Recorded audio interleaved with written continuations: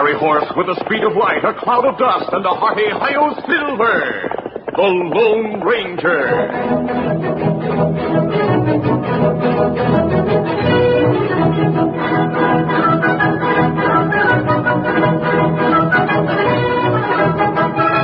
This is the legend of a man who buried his identity to dedicate his life to the service of humanity and country.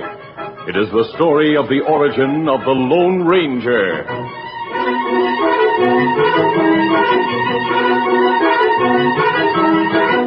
Early settlers in the West had to be brave men and women, ready to fight for their lives at any moment. There was danger on every side. There were wild beasts, savage Indians, and the Cavendish gang. Butch Cavendish headed a pack of outlaws. They struck without warning to steal and kill. Open fire on that wagon train. Wipe them out to the last man.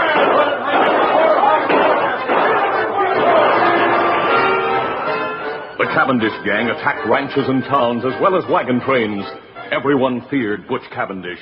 His gang grew rich and powerful. Finally, the Texas Rangers learned where Butch Cavendish and his gang were hiding. 6 Texas Rangers guided their horses along a canyon floor to arrest the Cavendish gang. Presently, Captain Reed signaled a halt. Right in, boys. We'll wait here until a scout returns. You think it was a good idea to send Collins, our guide, on ahead? It was Captain Reed's younger brother who asked the question. The captain explained that Collins, who was not a Texas Ranger, was the only man who knew the country and who could scout ahead for information. Then, while the Texas Rangers waited for the guide's return, the captain said to his younger brother, My wife and son are coming from the east. If something happens to me and you survive, well, I know you'll take care of her and Danny. Right. I'm going to count on you to resign from the Rangers and work that silver mine we staked out. See that my son and his mother get my share. I promise. Here comes Collins, the scout. Steady. What's the word, Collins? Good news, Captain Reed. It's all clear. I scouted the rim on both sides of the canyon and found no sign of the Cavendish outfit. All right, boys, let's go. Get up there. Collins, the guide, lagged behind unnoticed by the Texas Rangers, who moved in single file along the floor of the rock-strewn canyon. They didn't know that Collins had lied, that Butch Cavendish and his killers were waiting in ambush on the rim on both sides of the gap. Here come those Rangers, boys, just as Collins told us. Yeah, they are. Now, we can't get down to the floor of the canyon without going a long way back, and it'll be dark in half an hour. So we'll just keep pouring lead into them from up here until we're sure they're dead. Then we won't be taking any chances. Now open fire! The Rangers leaped from their saddles and spread out as they returned the fire from both sides of the canyon. Soon, 4 of the Rangers were killed. Captain Dan Reed and his brother, wounded several times, kept fighting side by side. Then the captain fell mortally wounded, and a moment later his younger brother, the last of the Rangers, slumped to the ground.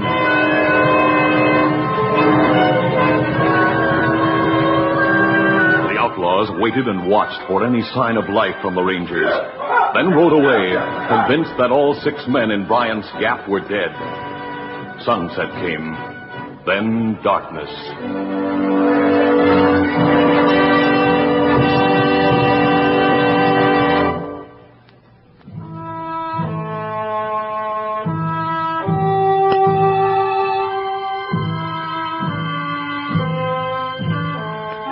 That night, an Indian examined the bodies by moonlight. After examining the first 5 men, he muttered softly, Them dead. Then he came to the 6th man, the younger brother of the captain. And this man lives. The Indian lifted this man tenderly in his strong arms and carried him to a nearby cave where he bathed and dressed the wounds. Then he took a spade from one side of the cave and returned to the canyon, where he worked steadily until the dead men had been buried. Returning to the cavern, he sat watching through the remaining hours of the night. Daybreak found the Ranger stronger, but by nightfall, the wounds had become infected. The Indian called on all his knowledge to treat the wounded man. He went day and night without rest.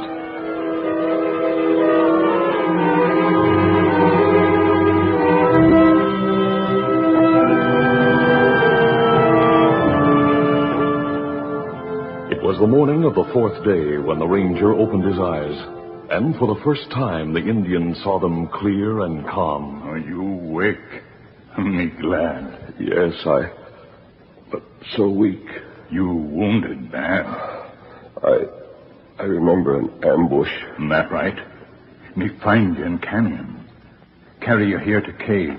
It's daylight. It morning. Then I must have been unconscious all night. It's several days since fight in canyon. Several days. There's something familiar about you. You remember? Many years ago, you only boy. You find Indian boy in trouble. You saved life, Indian boy. Yes. Your name is Tonto. That right? Years ago, you called me Kimosabe. That right. And you still Kimosabe. It means faithful friend. Tonto, there were 6 of us in that canyon. The others. What about the other rangers? Other ranger. All dead. Dead. One was my brother. You only ranger left. You, Lone Ranger. The Lone Ranger. Tonto, those killers know me by sight. If they know one man escaped, they'll look for him. And them not know one escape. Tonto bury 5 men. Make 6 grave. Crook think you die with others. Good. Then my name shall be forever buried with my brother and my friends. From now on, my face must be concealed. A disguise, perhaps. Or a mask. That's it. A mask. I'm the only one who knows about the Cavendish gang. With your help, Tonto, I'll get every one of those crooks. In the ranger's eyes, there was a light that must have burned in the eyes of knights in armor. A light that through the ages lifted the souls of strong men who fought for justice, for God. I'll be the Lone Ranger.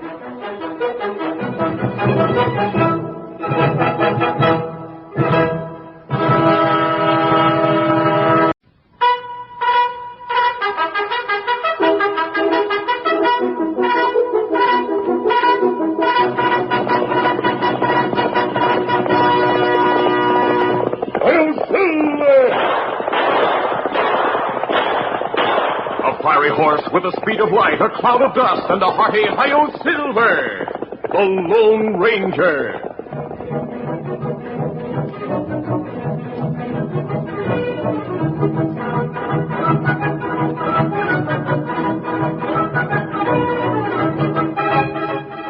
This is the legend of a man and a horse, and how they met. The story of the Lone Ranger and his great horse, Silver.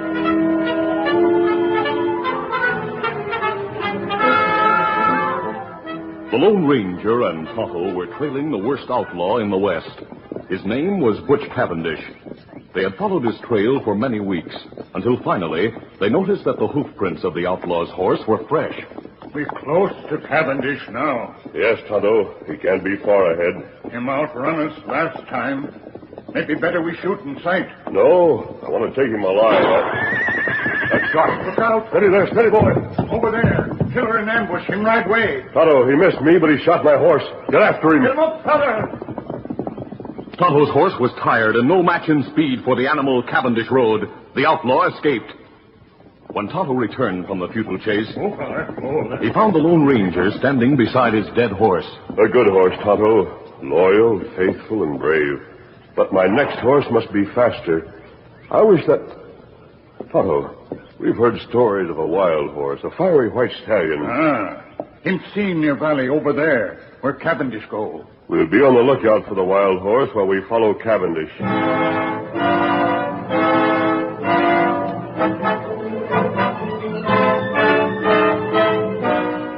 Tonto's horse carried the Lone Ranger's saddle, his saddlebags, and bridle, while the masked man and the Indian continued on foot along the outlaw's trail.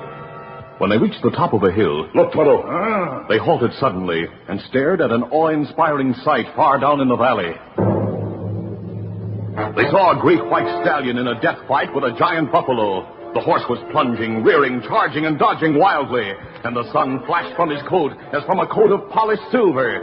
They realized that this was the legendary white stallion, the one ranchers and hunters had talked so much about. Tonto, we must have that horse.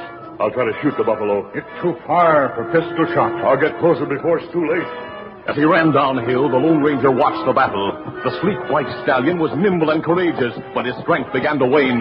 The buffalo charged again and again. The splendid muscles of the white horse were slower in responding, then too slow. He was caught by the buffalo's charge. Wet crimson stained his pure white coat. Another charge. The white horse saw it coming, and he couldn't dodge. He staggered and fell. The monster drew back and lowered his head for the death charge. And then 2 shots rang out. The buffalo shuddered from the impact of the masked man's bullets. For an instant, he stood motionless, then fell.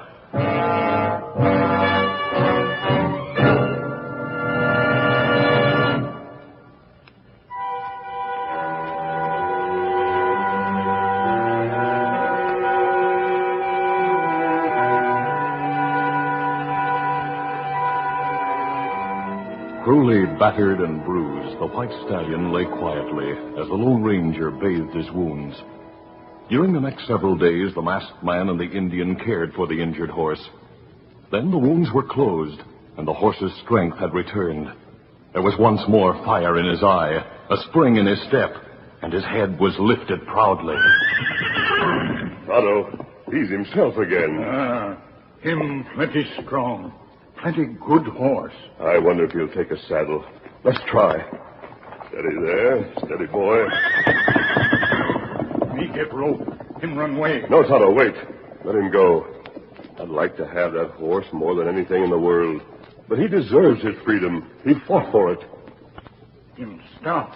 He's turned to look at us. See how the sun reflects from his white coat. Him look like Silver. Silver. That would be a name for him.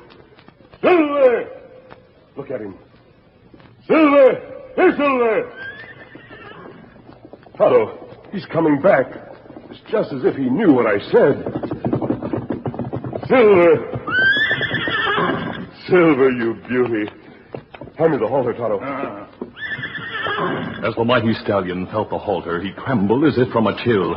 Every instinct told him that he must flee at once to preserve his freedom. And yet he stood his ground. It wasn't gratitude that kept him there. It was something stronger, some mysterious bond of friendship and understanding. He heard the man's voice, and he liked it. Silver. Silver. We're going to be partners. Him let you use halter. Now, Tonto, the saddle. Oh, no horse like that. Take saddle. There never was a horse like this. Now, Silver, we're going to work together. The horse was wild and unused to the ways of men and the weight of a saddle and a rider. But the masked man was a kind teacher. He was gentle yet firm, and Silver was intelligent. The stallion seemed to sense the desires of the Lone Ranger and did his best to cooperate. He learned quickly, and after several days of training, he was ready. Follow me, Tonto. I'm going after Cavendish. Come on, Silver!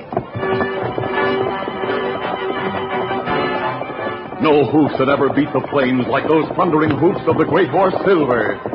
During the past few days, Cavendish had gotten far away, but the masked man and Tonto trailed him relentlessly with only a minimum of rest. It took days to cut down the outlaw's lead, but at long last, Cavendish came into view. There he is. Come on, Silver! The mighty stallion responded with a new burst of speed. Cavendish fired wild shots over his shoulder until his gun was empty. His horse, though powerful and fast, was no match for the charging Silver. Fear and panic filled the outlaw's face. He heard the hoofbeats ever nearer. And then the masked man shouted, I want you, Cavendish! The masked man's avowed mission was accomplished. The last of the Cavendish gang was captured to be tried by law and punished for his crimes. But there were many others whose criminal plans were to be challenged by the Lone Ranger, his faithful Indian companion Tonto, and his great horse Silver. Hail, Silver! Hoy!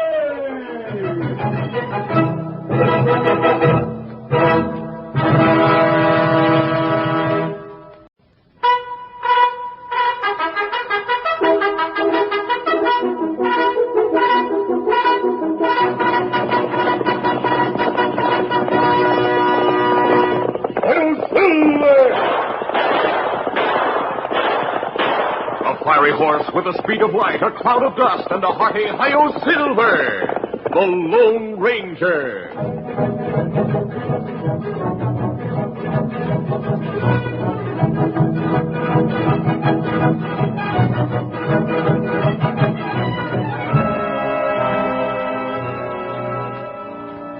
This is the legend of Dan Reed, the story of how the Lone Ranger found his only living relative.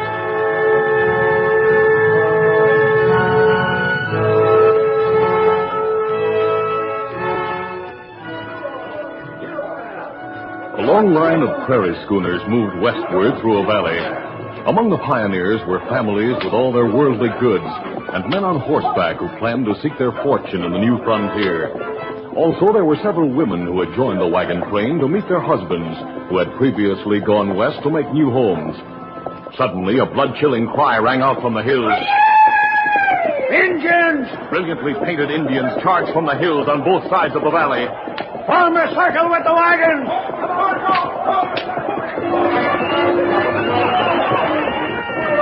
Get to the floor of the wagon, honey, and hold the baby close.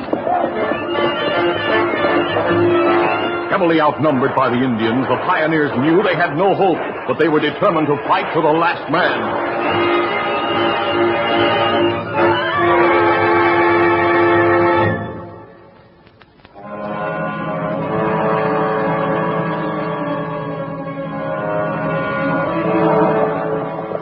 It was the following morning when the Lone Ranger and Tonto came upon the scene of the massacre.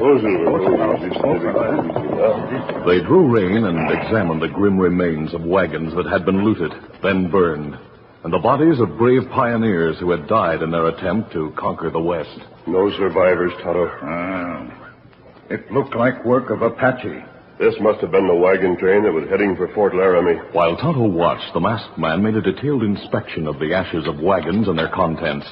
Presently, he found a small, square piece of metal, a nameplate from a trunk. He wiped it on his sleeve, then read it. Tonto, remember how the Cavendish gang ambushed my brother and the other Texas Rangers in Bryant's Gap? Me know. You ambushed, too. I think my brother had an idea that something might happen to him. Just before we rode into the gap, he called me aside and said, I want to speak to you brother to brother. My wife and son are coming from the east. If something happens to me and you survive, well, I know you'll take care of her, Danny. I promised him I would. Then he said, I'm going to count on you to resign from the Rangers and work that silver mine we staked out. See that my son and his mother get my share. I made arrangements for an old man named Jim to work the silver mine and got enough ore to keep me supplied with silver bullets and what cash I need. Me know. We were to wait until my brother's wife arrived from the east to decide what she wanted done with her share of the silver mine. But now Me sorry, Kimasabi. Yes, Tonto. Linda and the baby boy were on this wagon train. Maybe woman, baby captured. Maybe them alive. It's a faint hope, Tonto. Nevertheless, I shan't be convinced that they're dead. We'll always be on the lookout for some clue that Dan Reed and his mother are alive. In the meantime, we must help make the West a place where massacres like this can't happen.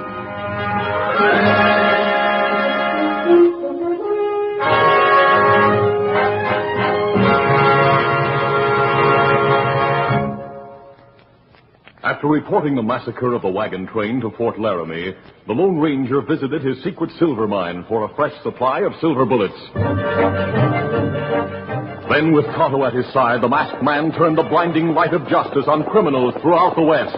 He was a mysterious figure identified only by his mask, the great white horse named Silver, and a ringing cry, "Hail Silver!" He was the Lone Ranger. Though 13 years went by, the Lone Ranger was ever alert for proof that his brother's wife and son were dead, or, if living, a clue that might lead him to their side. Then his adventures took him to the high border country in the Northwest, where he fought men who sought to rob an old lady called Grandma Frisbee and her adopted grandson, a boy in his early teens whose name was Dan. The outlaws were conquered, but the fight had been a great strain on Grandma Frisbee's aging heart. The masked man and Dan were with her in the small, neat bedroom. I'm tired. Try to get some sleep, Mrs. Frisbee. No, I want to be sure Dan will be all right. I want you to take care of Dan. I'll take care of him as if he were my son. You ought to know about his past. He's not really my grandson. No? I'm not. But Grandma Frisbee, Let me talk. There's a small box under the bed. Hand it to me. I'll get it. Grandma Frisbee held the box in her thin, blue-veined hands while she told of coming west in a wagon train. That was over 10 years ago. There was a fine lady traveling with the party, and she had a baby boy. The dying woman told about the Indian attack. I crept away from the scene of the massacre and took the baby with me. I came up here near the border and raised Dan as my grandson. Here's a little gold locket that he wore around his neck. There are pictures inside. The Lone Ranger opened the locket and looked at the faces of the man and woman as Dan spoke. I wonder who my parents were. I know them. This man, your father, was my brother. Your brother? He was a captain of the Texas Rangers and one of the bravest men in the country. Your mother was a fine lady from Virginia. Her name was Linda. I called the baby Dan because it's the name that's on the locket, but I never knew the last name. Dan's last name is Reed, the same as mine. Gosh. I've been looking for you, Dan, for many years, ever since your father died. From now on, if you're willing, we'll travel together. Oh, I'd like that. I'm glad. Would you do just one thing for me before I sleep? Would you take off that mask and show me your face? Why, of course.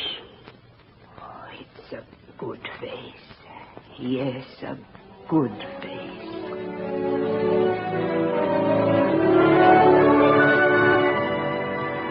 Dan, your grandma was a fine woman. It's too bad she had to go. She was certainly good to me. She and your father left you a great heritage. A heritage? Yes. They and others like them have handed down to you the right to worship as you choose, and the right to work and profit from your enterprise. They have given you a land where there is true freedom, true equality of opportunity, a nation that is governed by the people, by laws that are best for the greatest number. Your duty, Dan, is to preserve that heritage and strengthen it. That is the heritage and duty of every American.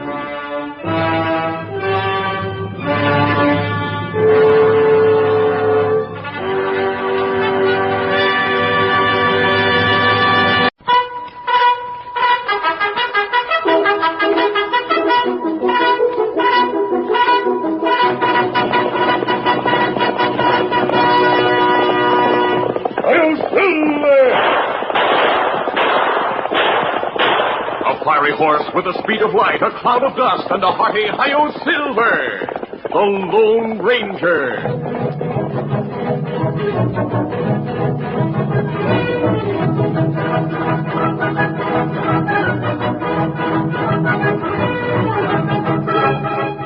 This is the legend of the Lone Ranger and the Colonel's son.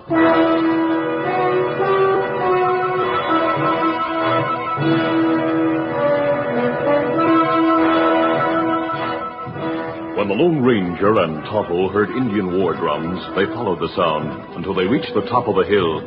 In the valley below, they could see a renegade Indian named Crazy Wolf and 200 painted savages.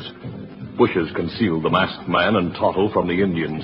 Drums say Indians attack at dawn. The people in Osage must be warned. At the same time, we must get word to Colonel Ames at the fort. We'll split up, Tonto. Take this silver bullet to the fort. Colonel Ames will recognize it and know that I sent you. Tell him this is his chance to capture Crazy Wolf. I'll ride through Eagle Pass and warn the people in Osage to be ready for an attack. Easy, steady, big fella. Be ready. Come on,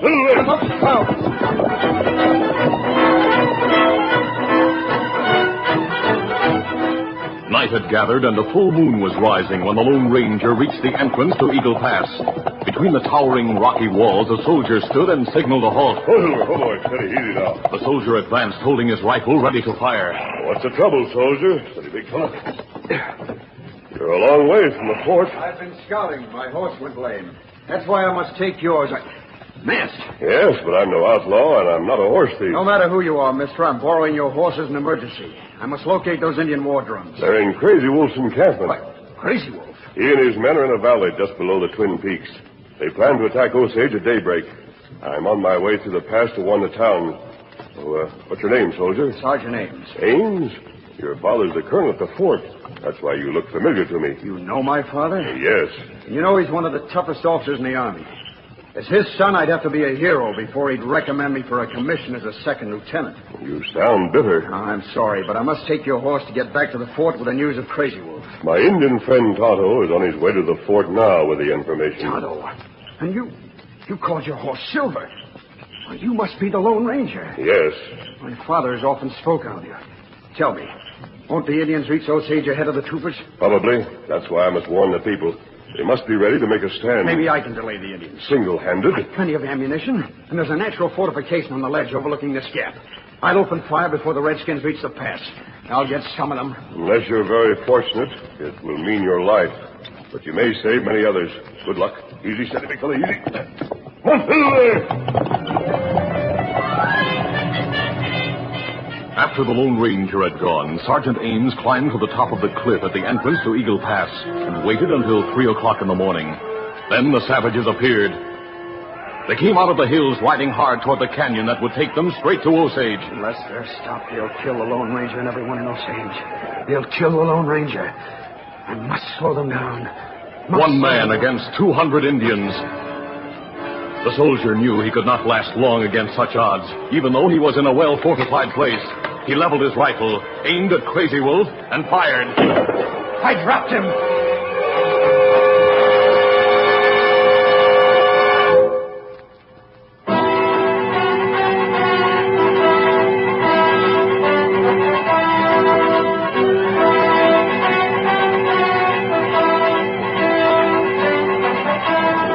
After shooting Crazy Wolf, the Indian leader, Lance Ames kept firing from the ledge as fast as he could load and pull the trigger.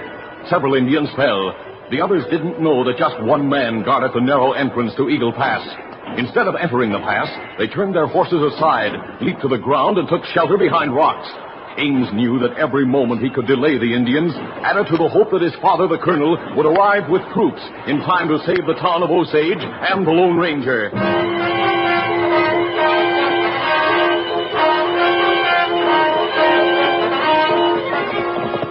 The Lone Ranger had warned the people in Osage and was on his way back through Eagle Pass when he heard the gunfire. He urged Silver to top speed. Come on, Silver! That's the big fellow, faster! When he rounded a turn in the canyon, he could see the opening ahead. He drew rein. Oh, Silver, oh, easy, steady, big fella. The masked man saw Sergeant Ames making his brave fight against the heavy odds. Leading Silver, the Lone Ranger climbed the rocky wall to the canyon's rim. As he ran, crouching low towards Sergeant Ames, he saw the soldier drop his gun and slump to the ground. He drew his guns and opened fire at the Indians. Then he picked up the army rifle, loaded it, and fired some more. The Lone Ranger was able, between shots, to learn that Sergeant Ames was still alive. When the supply of ammunition ran low, the masked man fired more cautiously. After what seemed an eternity, a bugle sounded in the background of the gunfire. The Lone Ranger looked across the plain. He breathed a prayer of thanks at what he saw in the bright moonlight. The soldiers were coming out of the hills from behind the Indians in a column of twos, with Tonto riding beside the colonel in the lead. While the masked man watched, the troopers changed formation. Some turned to the right, others to the left. They fanned out to a wide front as the bugle sounded charge. Many of the renegades were cut down by withering gunfire. The others, realizing that it was a hopeless fight, surrendered. While the soldiers were making prisoners of the Indians, the Lone Ranger quickly examined the sergeant's wound, then quietly hurried along the canyon rim and down the wall to the place where Silver waited.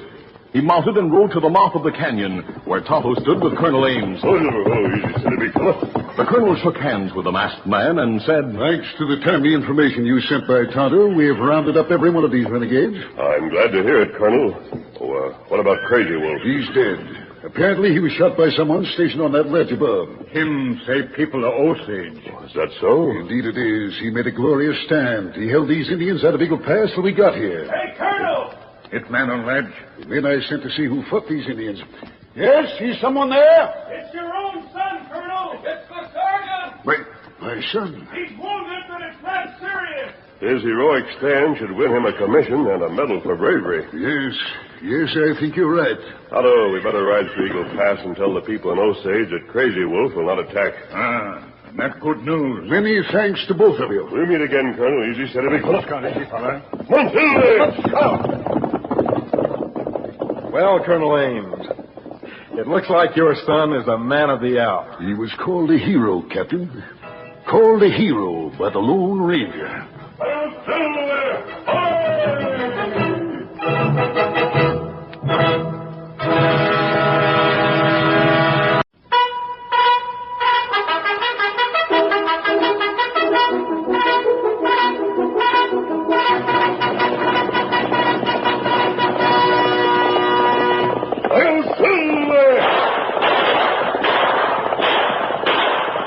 Horse with the speed of light, a cloud of dust, and a hearty Hi-Yo Silver, the Lone Ranger.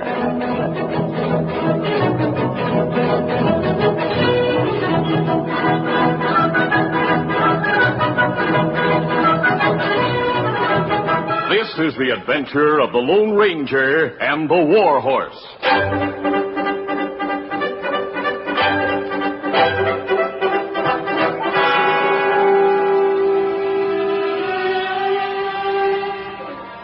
Jeb Grundy sat in the hot sun on the doorstep of a small ranch house. His shoulders were slumped and his head was bowed and resting on his cupped hands. He heard horses approaching on the dusty road, but he didn't look up until a man's voice called. Two men were dismounting.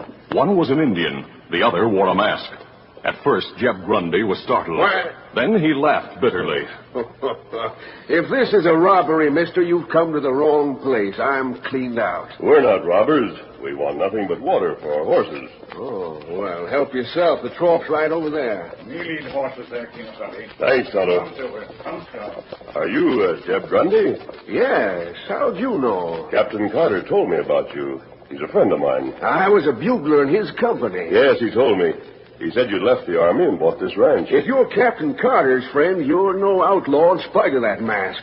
Who are you? The captain knows me as the Lone Ranger. The Lone Ranger! Doggone, if I'd been thinking straight, I'd have known it was you when you called your partner Tonto and your horse Silver. I've heard a lot about you. Jeb, you said you'd been cleaned out. Yes, I owed money on this place, so today the sheriff held an auction sale. I'm out of debt, but everything's gone, including Solitaire. I have 4 weeks to vacate the property. Who is Solitaire? My horse. He carried me through many a hard battle. When he was going to be shot, I persuaded the colonel to let me have him. I was being mustered out, you see. Had the horse grown too old? No, he was right in his prime when he fell and hurt his leg. He had a bad limp, and the army decided to get rid of him. He doesn't limp anymore, but his leg is weak, so I kept it bandaged. Jeb's horse had been bought by 12-year-old Billy Winters, who lived in Clarksville, about 15 miles away.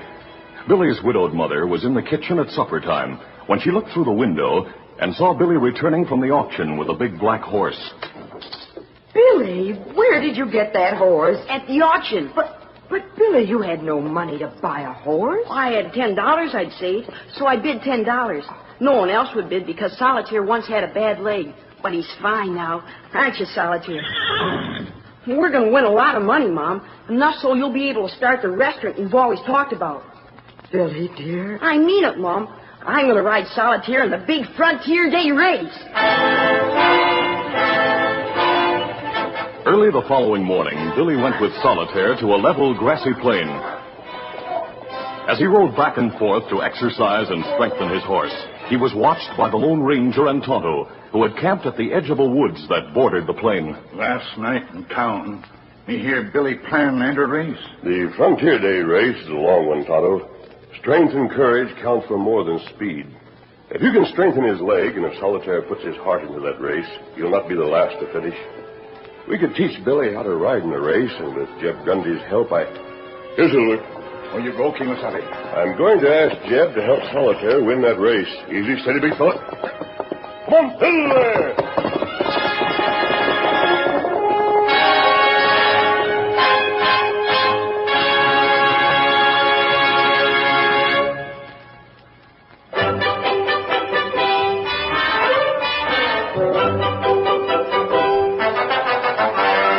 Frontier Day drew near, Clarksville was crowded with visitors. Most of the talk dealt with the big race. There was considerable laughter over the hopes of Billy Winters with his $10 war horse. That critter will still be running the next day, trying to finish the race.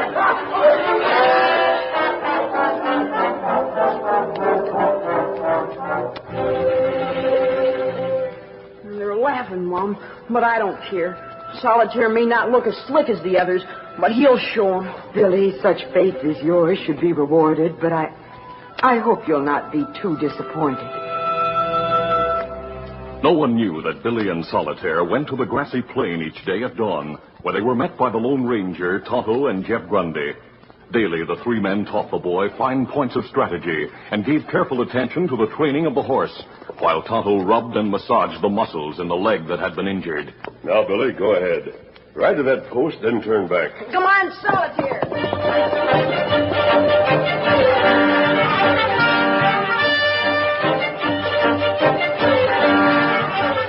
It was the day of the big race.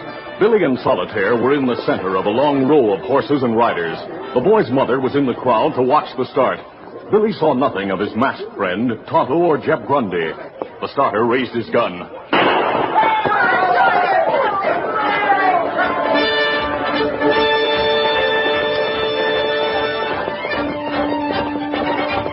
As the long race settled down to a steady gait, Solitaire was running about halfway between the first horse and the last. Come on, Solitaire! There were 9 horses ahead when Billy rounded the halfway mark and started back.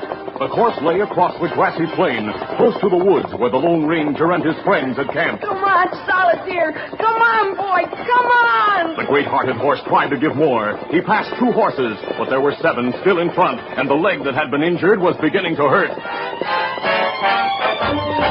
The racing horses were thundering past the woods, and then a big white stallion dashed from the trees with 2 men riding. It was Silver. The Lone Ranger was in the saddle, and behind the saddle rode a soldier. It was Jeb in his old uniform. As Silver raced abreast, not far from Solitaire, Jeb Grundy raised his bugle. He sounded charge. Solitaire heard the bugle. It was the old familiar call to action. It was his beloved master back in battle. Solitaire forgot his leg. He found new strength for a great surge of speed. He passed 2 horses, then a third. Come on, Solitaire! The war horse passed the Barquet favorite, then came neck and neck with a red horse and a gray, battling for the lead at the edge of town. Buildings flashed past. Billy saw the finish line. His friends, his mother. Come on, Solitaire! A mighty final spurt of speed carried Solitaire ahead.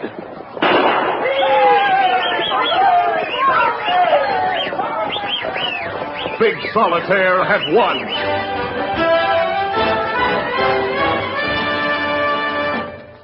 That evening, Jeb Grundy had supper with Billy and his mother. After the meal, the soldier said, With cooking like that, your restaurant will sure be a success, Mrs. Winters. Mr. Grundy, I think you should take half the prize money. After all, Solitaire was your horse. Oh, I couldn't do that, ma'am. Why not be partners in the restaurant? Oh, now, Billy. That's a fine idea. There'll be more work than I'm able to handle, and Billy has to be in school. I'd sure like a job in town, where I'd be near Solitaire. Then it's settled. We'll call our place the War Horse Cafe. That's a good name, ma'am. And I'm thinking we'll never forget the man who made it possible. The best friend any of us will ever have. The Lone Ranger. I'm Silver!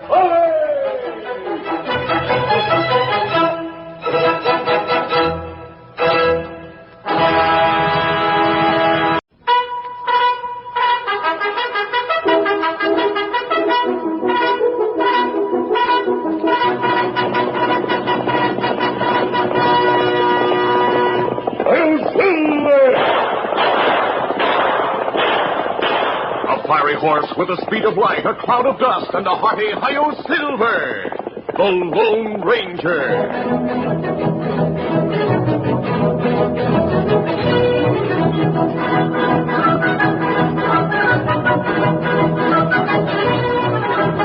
This is the adventure of the Lone Ranger and the Boonville Gold.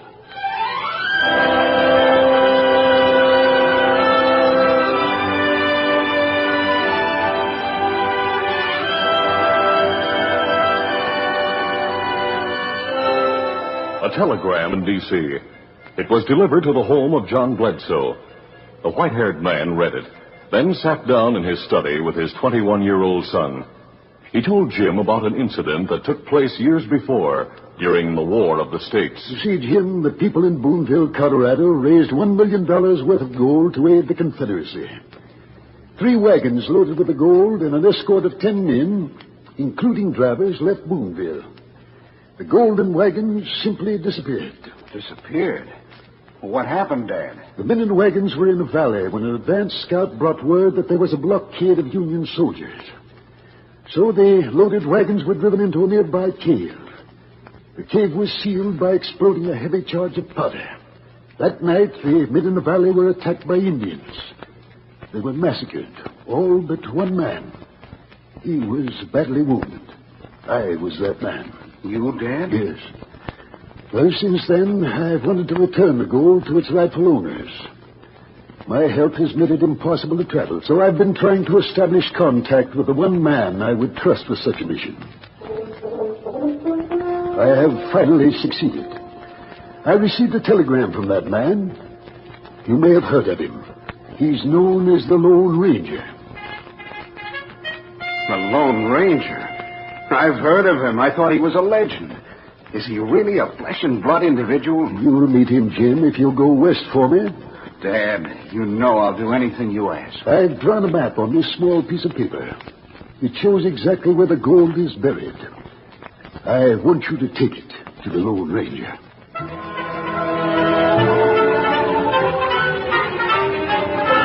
Jim spent 2 days buying clothing and weapons for his trip, then started west. He traveled at first by train, then boarded a stagecoach. In the meantime, the Lone Ranger's Indian friend rode into a woodland camp where the masked man waited. Otto, did our friends the trading post have a telegram from Washington? Him have it. Here. Thanks. It'd be a great thing for Boonville if that gold can be recovered. Them plenty hard up since war end. What message say? John Bledsoe's son is on the way to meet us. He'll bring a map. That good? We'll meet the stage in Red Rock Canyon. Here, Silver. That long way. If we start at once, we'll be there in time. Easy, steady, big fella. Come on, Silver!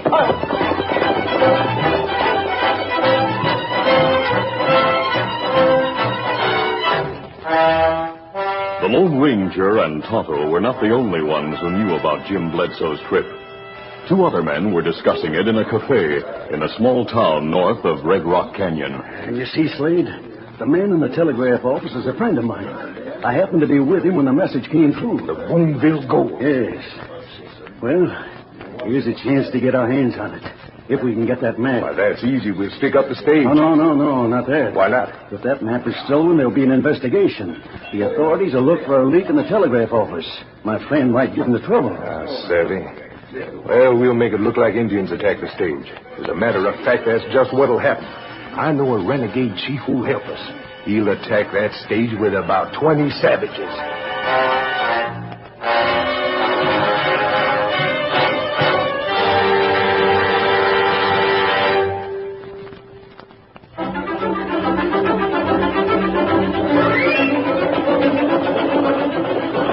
Jim Bledsoe was the only passenger on the stagecoach that headed west through Red Rock Canyon. The precious map was in his pocket. He gripped the new Winchester repeating carbine and kept a sharp watch for any sign of trouble.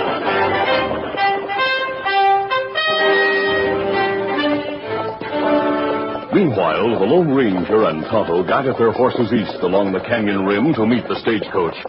Suddenly, the masked man signaled a halt. Old fella. He took binoculars from their case as Tonto said, Why we stop here, Kimasabi? Trail to bottom of canyon 2 miles east of here. There are Indians in the canyon, Tonto. About 200 yards to the east. Me see 'em. I seem to be talking. Tonto, this means trouble. Indians not friends? So the renegade followers of Black Bear. Oh. Stage come this way, then sure stop it. You ride to meet the westbound stage as far from here as possible and warn the driver. I'll try to get help from Fort Miles. Soldiers at Fort Miles try long time to capture Black Bear. Well, this is their chance. While the masked man dashed away from the canyon, Tonto rode quietly along the rim until he was well past the Indians who were gathered below. Then Tonto rode fast for 2 miles, where he descended to the canyon floor. He dashed along the rocky canyon until he saw the approaching stage. He drew rein and raised one hand. Ho there! Ho there! Jim Bledsoe on stagecoach. Hey, what if he is? I'm right here, and I'm covering you with a fast-repeating carbine. If you're planning a holdup... No. Me here give warning. Bad Indians ahead. Is this some kind of a trick? No, it's not trick. Black Bear there. Him got plenty Indian with bow and arrow. I hear Indians. He must be telling the truth. Jumping sassafras. We can't turn around in this canyon. Indians come this way. There's just one thing to do. We have to get behind the biggest of these boulders and make a stand. Me fight with you. Maybe hold off Indians till help come. Help? Where does help to come from? Lone Ranger ride for soldiers. Black Bear and his followers dashed through the canyon with Slade and Myrtle. When they neared the haunted stage, gunfire came from behind big boulders. They were waiting for us. Take shelter.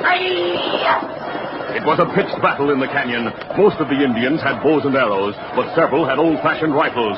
Their gunfire blended with the pistol fire of Slade and Myrtle. Tonto, Jim Bledsoe, and the driver fought back from behind boulders. No, they got me. The driver dropped his weapon and slumped to the ground. Tonto and Jim maintained their fire. Can't hold out much longer. I'm nearly out of ammunition. He just fired the last shot. The last of mine is in my rifle. Now I'm out. We're through. We're at their mercy. What's that? It's bugle. It means soldier. Again and again, the bugles sounded a message of hope and rescue. The Indians heard it, and so did Slade and Myrtle. But before they could decide whether to attack or retreat, a detachment of cavalry swept around a bend in the canyon, with a masked man in the lead. The soldiers opened fire from the saddle, and their fire was devastating. They swept past the stagecoach in full pursuit of the Indians who tried to escape. After the fight, Tonto dressed the stagecoach driver's wounds, while the Lone Ranger shook hands with Jim Bledsoe. And here is the map. The people of Boonville will be everlastingly grateful to you. And to you, sir. Easy, steady, Silver. I reckon the soldiers will be mighty grateful, too. After capturing those crooks and Black Bear's renegades, there's a lot of folks grateful to the Lone Ranger. Come on, Silver! Silver!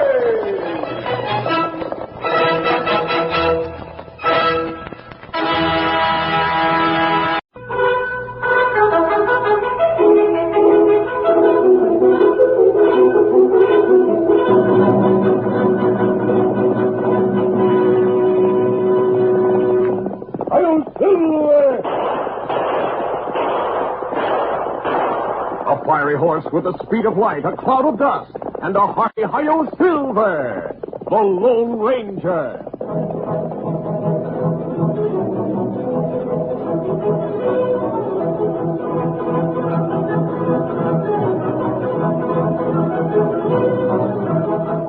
This is the story that tells how Tonto once saved the Lone Ranger.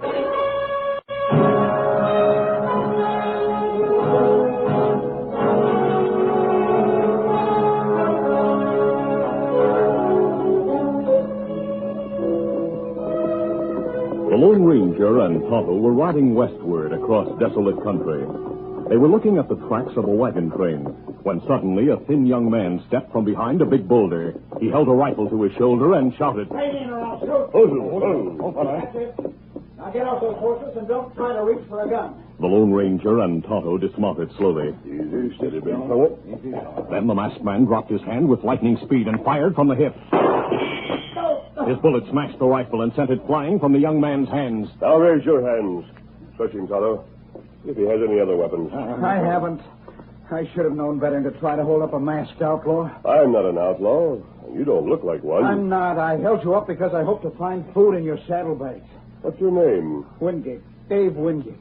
What are you doing alone in country like this? I was with a wagon train. It passed here. Why did you leave the train? I was driven away. Why? I didn't do anything wrong. I was framed by Cap Sanders. Cap Sanders? He was hired as wagon master. Every night he posted guards to watch for dangerous redskins. Sioux Indian dangerous, but Crow Indian friendly. One of our best friends is chief of the Crow Indians who live north of here. Dave, I want to hear how you were framed, but first we'll prepare a meal. Oh, I'm near starved.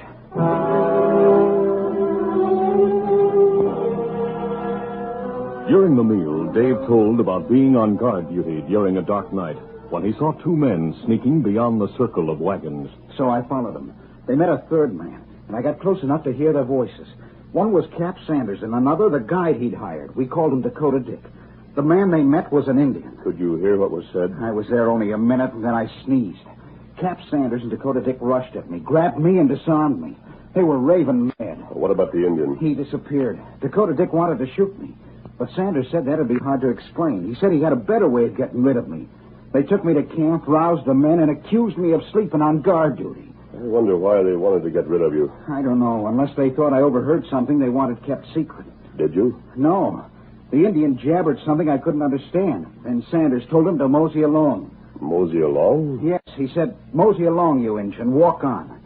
It sounded odd. That's why I remembered it. Oh. Maybe him talk Sioux Indian language. Maybe him say, mosey on, you Indian, walk on. That's it. Sanders told the Indian to make an attack at a landmark known as Medicine Rock. Oh, Medicine Rock? The wagons are supposed to reach there tonight. And Sanders is working with Sioux Indians to attack the pioneers. They must be warned. I'll try to overtake the wagons. You go with you? No, Tonto, I'll make better time alone. You stay with Dave. Easy, steady, big fella. Come on, settle there!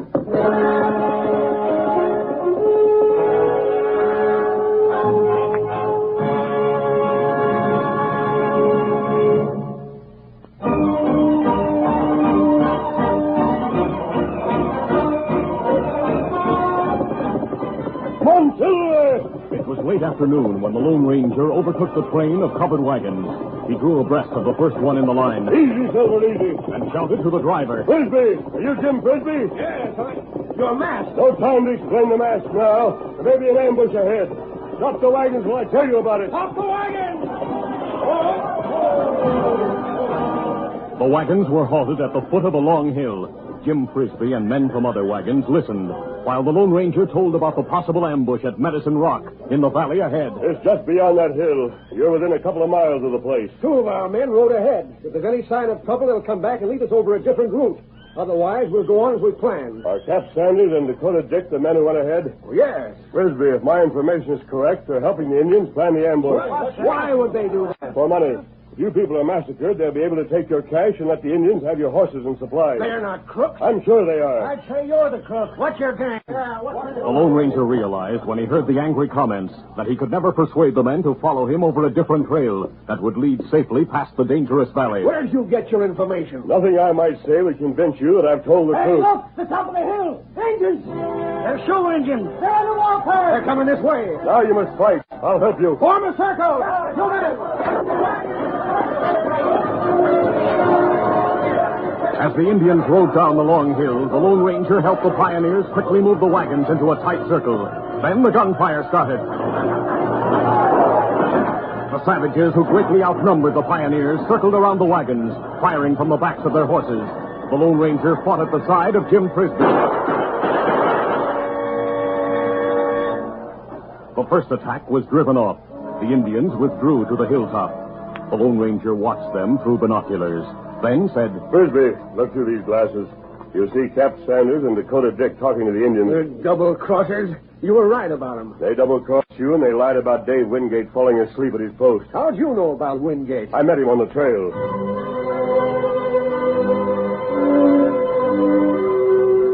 During the lull in battle, the Lone Ranger told how he had met Dave Wingate and learned of the attack. Then the Indians near the hilltop, out of gun range, showed signs of activity. They're starting another attack. We've used more than half our ammunition. Get set, boys. We'll go down fighting. Here they come. Every man inside the circle of wagons knew that the end was near. Make every shot count. The Indians knew it, too. They felt that victory was in their grasp, when suddenly new war cries sounded from the north. Look over there. More Indians coming. Those are friendly Indians. They're members of the Crow tribe. You mean they're on our side? Yes, Tonto's riding beside the chief. And there's Dave Wingate. Boys, we're saved. Never mind sparing the ammunition. Let them have it.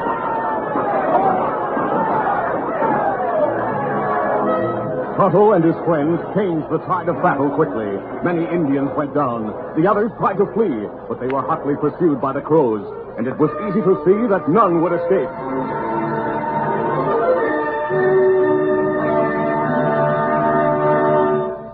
That night, in the light of campfires, Jim Frisbee told the pioneers how Dave Wingate had been unfairly punished. And, men, I say every one of us owes his life to Dave. That's right, Jim. I didn't do anything. We owe our lives to Tonto and the Lone Ranger.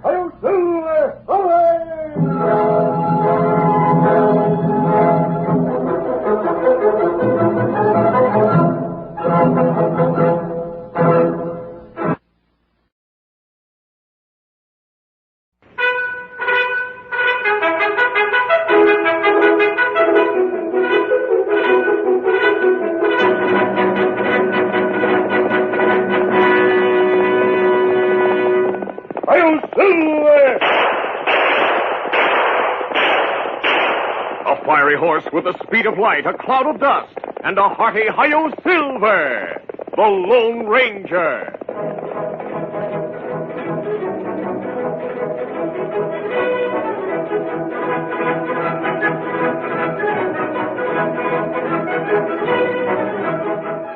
This is the story that tells how the Lone Ranger met the stranger from the east.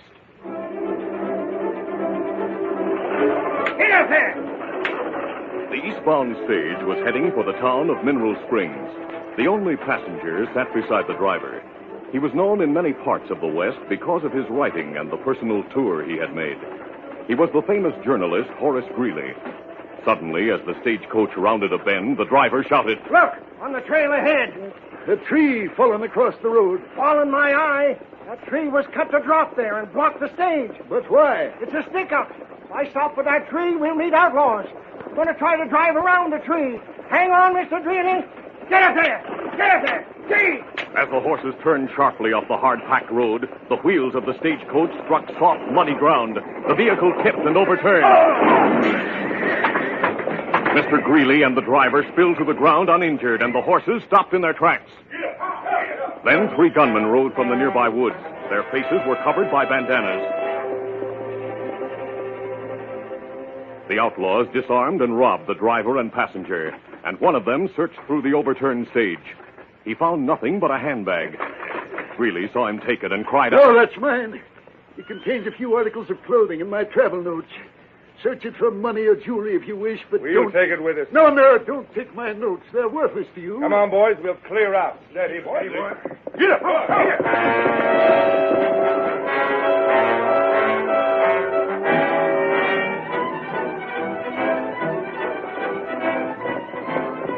A short time after the robbery, the Lone Ranger and Tonto rode along the same trail. When they saw the overturned stage and the 2 scared-looking men standing near it with hands raised, they hurried to help. The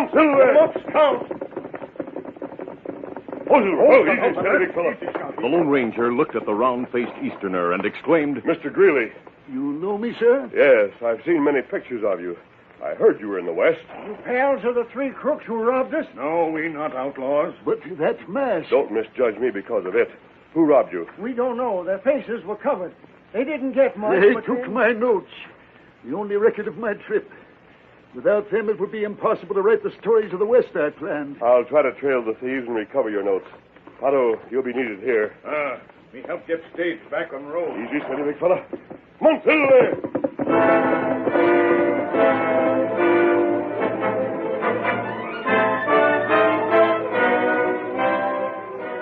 At sundown, the repaired stagecoach moved slowly into the town of Mineral Springs.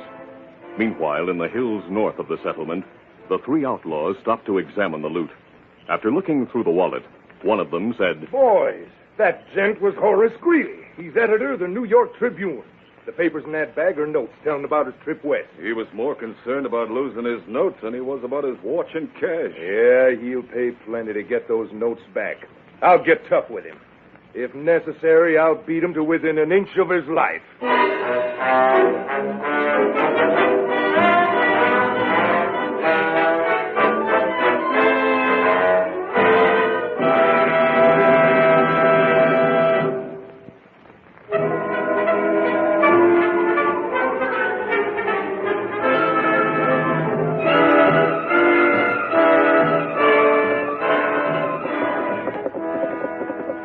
Darkness was falling when the Lone Ranger met Tonto at the outskirts of Mineral Springs. Oh, fella. Me looking for you, Kemosabe. I'm glad we find you. Tonto, did Mr. Greeley reach town safely? Me leave him at hotel. I found the place where the outlaws separated. I'm following the one who went toward town. Me pass man on trail. Come with me. Come on, Silver. Come.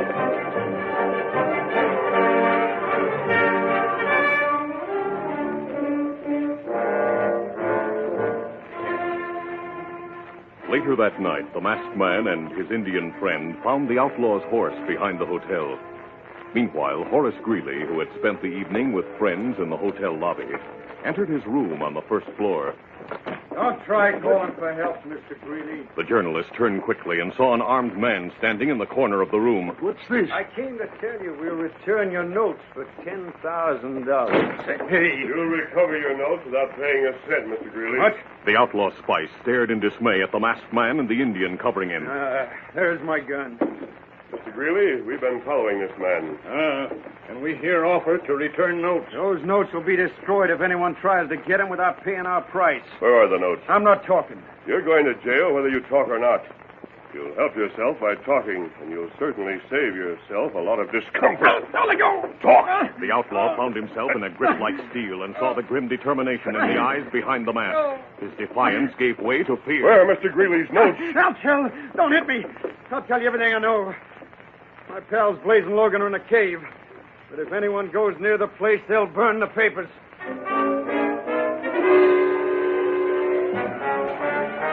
Spice told how to reach the cave. Then Tonto took the outlaw to the jail where a deputy sheriff took charge of the prisoner. When the Indian returned, he and the Lone Ranger started for the cave in Lookout Mountain.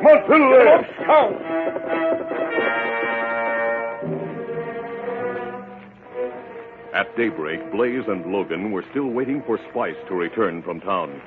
Suddenly, they heard two riders approaching the cave. If someone's coming for Greeley's papers, we'll set fire to Oh, them. wait a minute, Logan. That rider's masked and a redskin's chasing him. Blaze, the Indian's drawing his gun.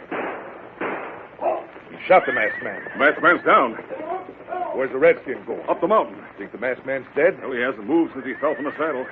That white stallion's a mighty fine horse. I'd like to own the critter. There's no one to stop us from taking him, or the masked man's cash. Come on. As the outlaws left the cave, planning to rob the Lone Ranger, they were startled by a shot that knocked Logan's hat to the ground. Hey! They whirled and saw Tonto. There he is, up the mountainside, near the big rock. At that moment, the masked man leaped to his feet and drew his gun. You're covered, both of you. Lay in top. You are bluffing. You're going to join your pal in jail.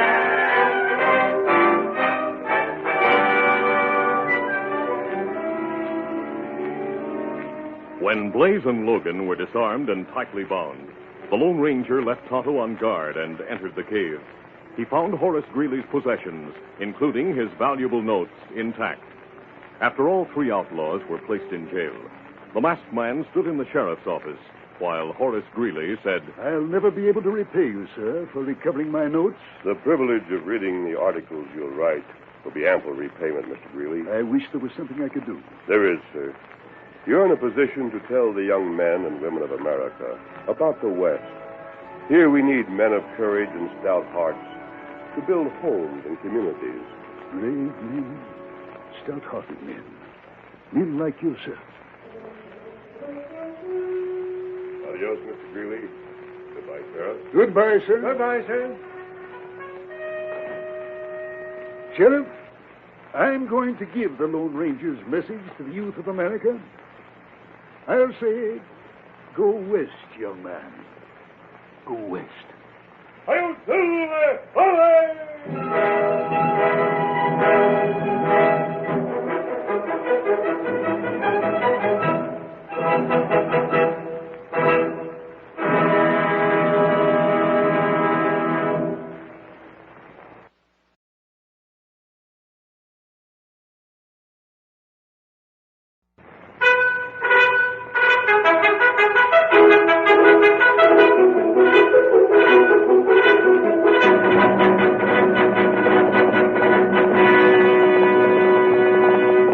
Hail Silver! a fiery horse with the speed of light, a cloud of dust, and a hearty Hi-Yo Silver, the Lone Ranger.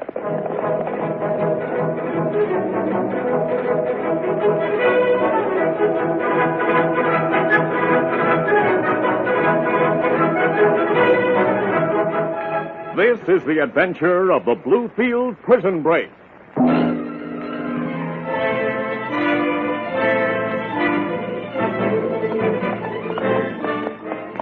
The Lone Ranger and Tonto, riding east beside the Union Pacific Railroad tracks in a desolate part of Wyoming, reached a small shack. Oh, Silver. Oh, easy, steady, big fella. Easy now. A railroad track walker, a friend of the masked man and his Indian companion, lived in the shack.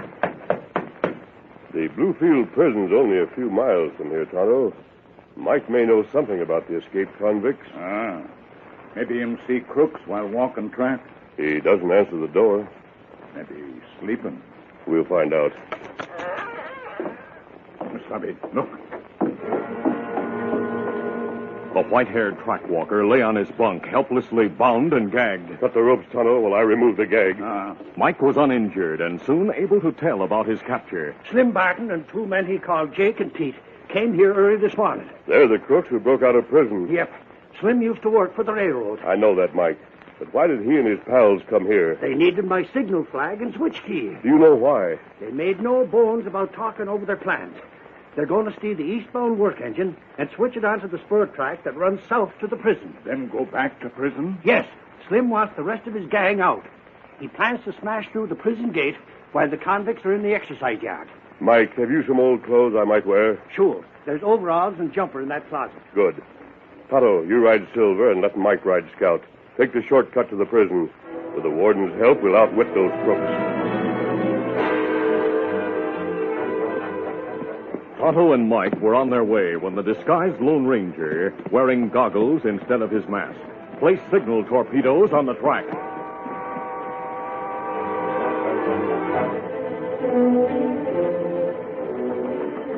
The engine and tender approached at a steady speed until the torpedoes exploded, sounding the danger signal.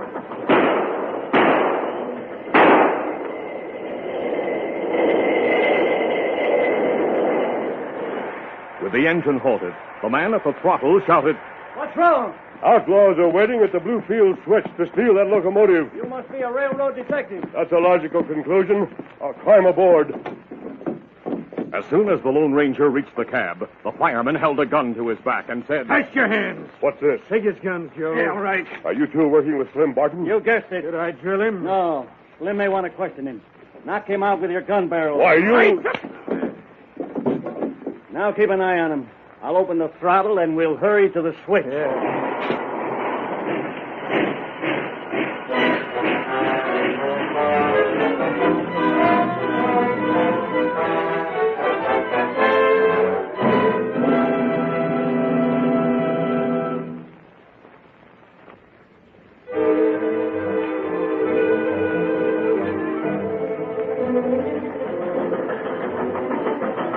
Wearing the track walker's overalls and jumper, the Lone Ranger lay unconscious on the floor of the engine cab when the crooked engineer halted the locomotive and tender at the Bluefield spur.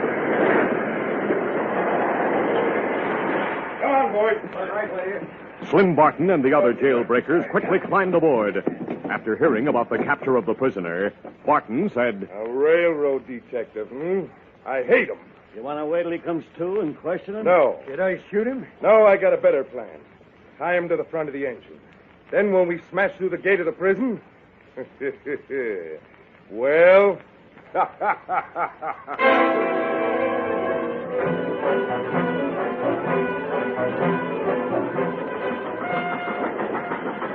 When the Lone Ranger regained consciousness, he found himself tied to the front of the locomotive, with his feet resting on the cowcatcher. Through the goggles, he saw the prison gates a short distance ahead, the steel gates against which he would soon be crushed.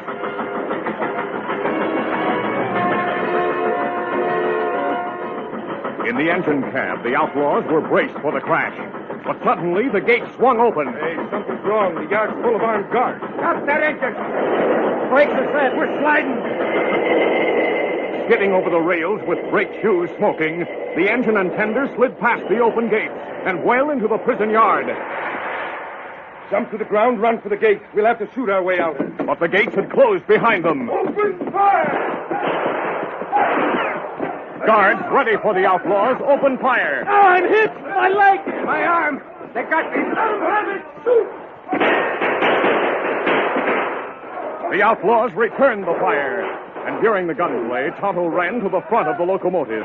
With his knife, he cut the ropes that held the Lone Ranger. Tonto. I quit. Pick him up. Don't shoot me. Hold your fire, boys. You free now, Kimasabi. Thanks, Tonto. Sounds like the fight's over. It not last long. Where's Silver? Over there, with Scout. Here, building. I'll get my guns from the engine cab and join you there. You crooks, keep your hands up. Search him, boys, and handcuff him.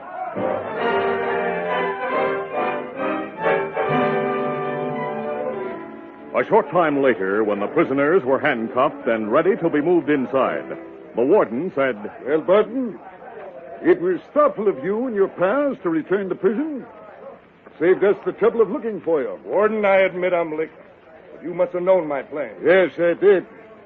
Thanks to Mike the track walker. You mean he got loose and came here? Yes. He and an Indian friend of mine came here. I should have killed Mike. And I wish I'd killed that railroad detective when I had the chance. Detective? That hombre in overalls. He's over there with the Indian, Barton. What? He's not wearing overalls now. You mean that masked man? Yep. They're opening the gate for him and Tonto. I've seen him before. And to think I didn't recognize him. He's the man who captured me the first time. That's right, Barton. He's the Lone Ranger. Hail Silver! Hey!